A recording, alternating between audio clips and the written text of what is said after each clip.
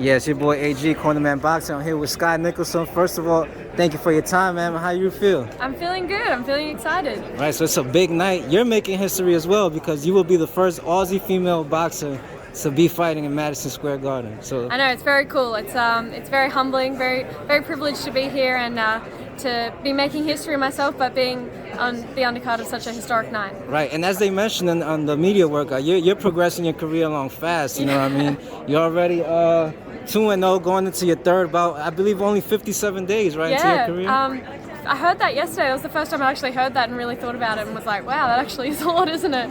But I'm absolutely loving it. I'd fight every week if I could. They won't let me, but if I could, I would be in there every week. I love fighting. I mean, they might. It seems like the fans love you. Everybody loves you, you know what I mean? It's only good things that people are saying about you. Oh, thank you. Now you having a stellar amateur career, you know, you're an Olympian yourself, Tokyo 2020, I believe it was. Mm-hmm. You know, how has it been transitioning from the amateur game to professionals? Yeah, look, it's a process. Obviously, this has all happened really fast for me. I only signed professional in November, December. I went home, back to Australia for the Christmas break, and yeah, I've been in the gym as a pro since January, so it's all very new for me.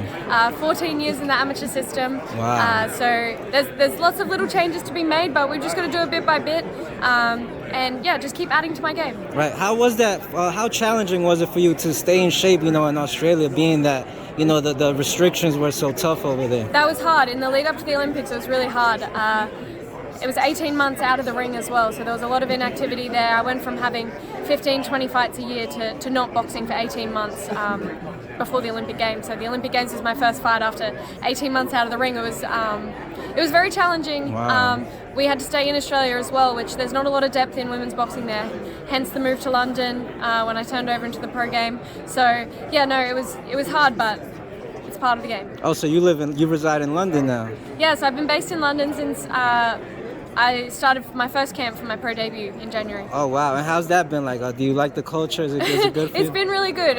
England and Australia are very, very similar except for the weather. Right, so, right. But the weather's the weather. The boxing gym's the boxing gym. So right. I'm where I need to be for my career. Right, now you're from Queensland, am I correct? Yeah. How was your upbringing like? How was it growing up, and what made you fall in love with boxing and say this is what you want to do? I loved my upbringing in Queensland. I love the Sunshine State, it's known as, in Australia. Didn't know that. Gold Coast girl. And I fell in love with boxing because I love winning. The feeling of winning, the feeling of your hard work paying off and your hand getting raised at the end of a fight. It's very hard to replace that feeling with anything else, and it's hard to explain that feeling to anyone who hasn't experienced it for themselves. But that was definitely my first taste at I guess passion and finding something that I was passionate about. Do you have any? Well, I'm sure you do. But which fighters do you like to learn or study from? Lots of different fighters, but I feel like I've developed my own unique style that naturally came to me from the start. But I like the styles of fighters like Floyd Mayweather, Roy Jones Jr. I like the showmanship. I like the evasiveness and